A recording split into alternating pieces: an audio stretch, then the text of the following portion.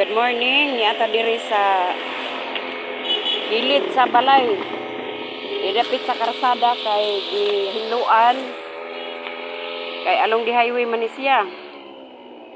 So kinahanglan gayud nga mahinlo tungod kay duol ni siya og kanal. Ang kanal ni oh. Tungod ni siya og kanal.